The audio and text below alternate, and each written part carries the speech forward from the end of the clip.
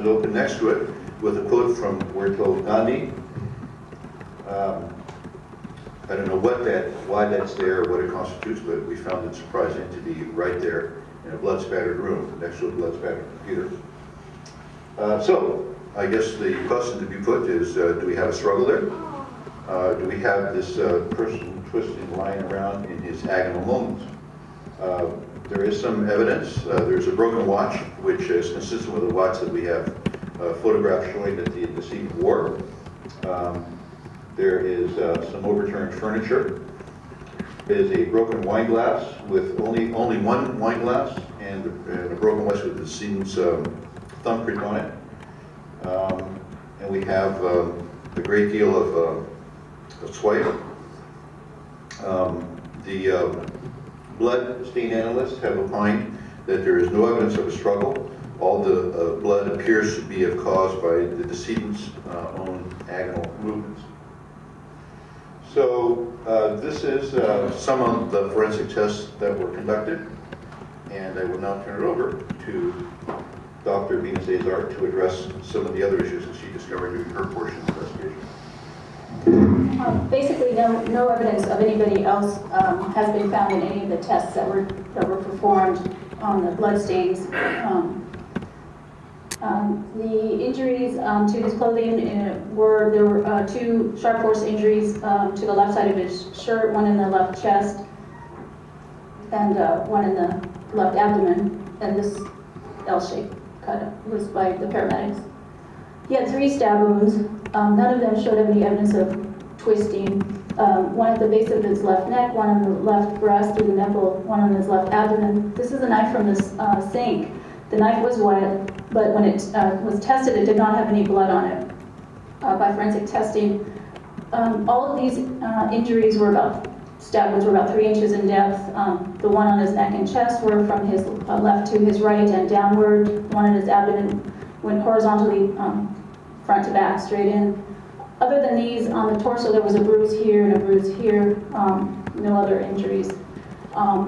Closer views of the injury to the neck. It was an oblique, just over an inch. It was sharp superior laterally, dull inframedially. It transected his left subclavian artery and vein, caused about 500 milliliters of left hemothorax, and punctured his left lung. The one in his chest went through the nipple horizontally, was sharp medially, dull laterally, and it only went through the pectoralis muscle. The one in his abdomen was vertical. It had 2 superficial tails superiorly, which was actually the dull end, and it was sharp inferiorly, and it went through the left lobe of his liver. The head had only a small abrasion on the forehead and a nearly vertical superficial skin incision. A worrisome looking bruise was on the front of his left arm. His hands almost had no injuries. There was a less than 1/16 inch abrasion of his right palm. This is just blood here on his fingers. The back of his right hand had a small abraded contusion. The front of his left hand had no injury. There's a contusion on the front of his left wrist, and 3 small abrasions on his left little finger. Toxicology was positive for 0.11%. But ethanol, no other substances were detected. We also screened for steroids. He was a 36-year-old single man, dual U.S. French citizenship, and was a sound engineer, apparently very active sexually, black belt in karate, which might come up, bring up later, history of cocaine and alcohol abuse and depression. Police found that the night that he died, noises were heard around 2:30, but again, nobody made any 911 calls, and the decedent didn't either. That night, on a Saturday night or Friday night, he was at a local bar with his friends, where he said he wanted to meet some women. He was unsuccessful. He left home about 2 o'clock in the morning, walked home alone. At 2:08, he used his cell phone to call a friend, try to make a double date, but was unsuccessful. At 2:14, we know he had activated his computer using his passwords, and went online and perused porn sites until the USB plug was removed at 2:35. This is what this shows. So he had basically got home around 2:14, used his computer and then something happened around 2:35. So he had about 19 minutes of time between that, and during that time about 134 websites were accessed, 128 of which were pornographic. Status of this case is that many people have been interviewed. There are no suspects. No one knows of anyone that would want to kill the decedent. His most recent girlfriend said he had told her he had been depressed, and she described him as reflective, aloof, and very different the weekend before he died. His ex-girlfriend, with whom he's remained close, is the only one that has raised the possibility of suicide. Inspector Casillas asked, did he at any point express a concern for his safety? And she says yes. And he asked what were the circumstances. I think I asked him at one point if he was going to kill himself. And he said no. He said, why did you ask that? It was just intuition. She said she was worried about him. He was doing a lot of cocaine. He was acting self-destructive. Again, she asked him if he would ever hurt himself. He denied that. She said that she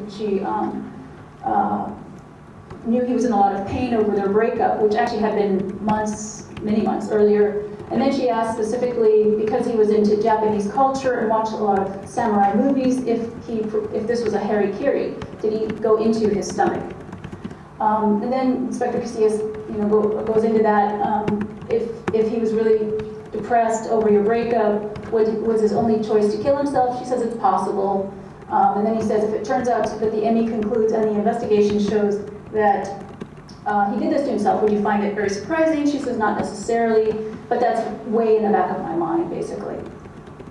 So this was treated as a homicide, which is what we all thought at the beginning, and it still may be. It's a very bloody scene. Bloodstains are outside. There are multiple, 3 stab wounds that go, 2 of which go through the clothing. There are no hesitation marks. There's no bloody knife. No suicide, no real history of psychiatric problems. He had just been out with friends at a bar, presumably good spirits. And there's evidence of some struggle, perhaps the broken watch band which was under him, the wine glass, overturned television. But what makes you wonder is the doors were locked and the front door was deadbolted. He, by all accounts, did not make any sort of attempts to get help.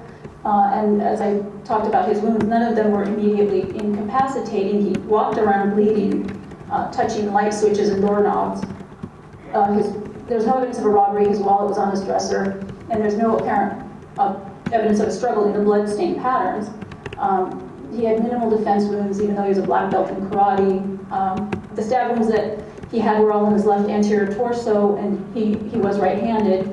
The injuries, the stab wounds were not inconsistent with the knives at the scene. I mean, I guess it's possible he washed the knife in the sink. I know reports are out there of people that have done that after committing suicide. And he does have a history of depression, and the notepad, learn as if you were to live forever, live as if you were to die tomorrow, whatever that means. So the cause of death is not in question. He died of multiple stab wounds, but the manner which we went with undetermined. And then even though the medium says we went with suicide, we didn't. We just don't know how to explain some of the unusual findings in this case. So if you have any ideas, you could please give us some feedback, either at the discussion part or talk to Dr. Hart, who's at this conference. Thank you.